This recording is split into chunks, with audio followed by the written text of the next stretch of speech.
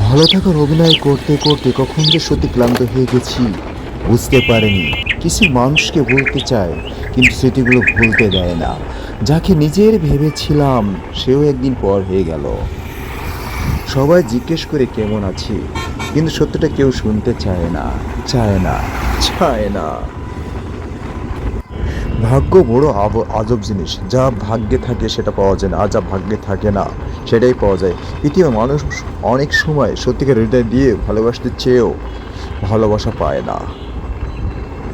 ভালোবাসা তো সেটাই, যাকে ভালোবাসলে আর অন্য কাউকে ভালোবাসি সেটাই মরে যায়।